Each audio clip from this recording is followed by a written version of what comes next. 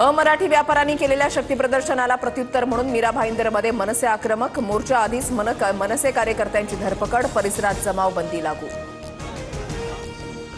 अमराठींचा मोर्चा निघाला तेव्हा पोलीस कुठे होते? आंदोलकांचा संतप्त सवाल, सरकारकडून मराठी माणसाची गळचेपी होत असल्याचा आंदोलकांचा आरोप। मराठी एकीकरण समितीचे अध्यक्ष गोवर्धन देशमुख पोलिसांच्या ताब्यात, आंदोलनाच्या ठिकाणी पोहोचण्याआधीच देशमुखांना पोलिसांनी ताब्यात घेतलं। संघर्ष होईल असा मार्ग आंदोलक मागत होते। मुख्यमंत्री फडणवीसांची माहिती, मोर्चासाठी योग्य मार्ग मागितला असता तर परवानगी मिळाली असती, फडणवीसांची प्रतिक्रिया। मराठीवर प्रेम करणाऱ्यांनी मोर्चामध्ये सहभागी व्हावं, मनसे नेते अविनाश जाधवांचं आवाहन, तर आंदोलनाआधीच पहाटे 3 वाजता अविनाश जाधव काश्मीरा पोलिसांच्या ताब्यात।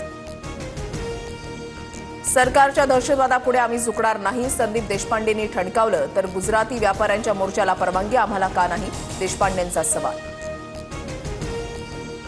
बिहार निवडणुकांमध्ये फायदा व्हावा यासाठी महाराष्ट्राला अशांत करण्याचा भाजपचा प्रयत्न, निशिकांत दुबेच्या विधानावरून संदीप देशपांडेंचा आरोप।